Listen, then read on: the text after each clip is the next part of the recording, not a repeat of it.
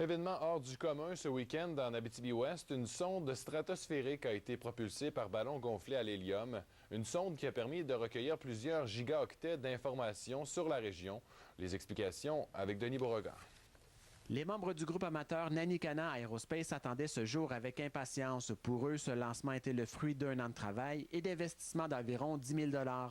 Le lancement se faisait à Hautier-Nord en raison des vents anticipés. On est un club d'astromodélistes qui s'intéresse à tout ce qui est l'aérospatiale, l'astronomie, la radioastronomie, la physiologie. C'est un défi pour nous autres aussi. On veut essayer de faire aimer les sciences aux enfants. Le premier test a permis de constater qu'il manquait de l'hélium dans le ballon. Une fois bien gonflé, le moment tant attendu a eu lieu. La sonde devait atteindre 25 km en altitude. Pendant son vol, la sonde qui est attachée au ballon devrait récolter plusieurs données qui serviront à la préparation des phases 2 et 3.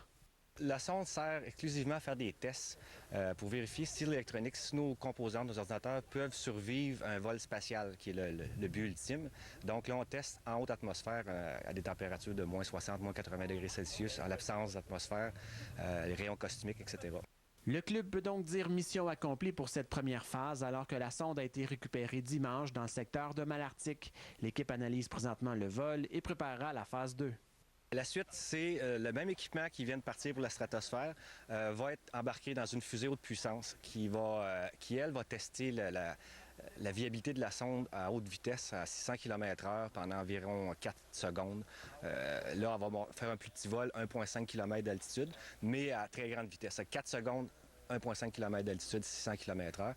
La phase 2 du projet Otachi devrait avoir lieu cet automne. Pour des raisons de sécurité et de supervision, le lancement sera effectué en Californie. Denis Beauregard, RNC Nouvelles, Hautier-Nord.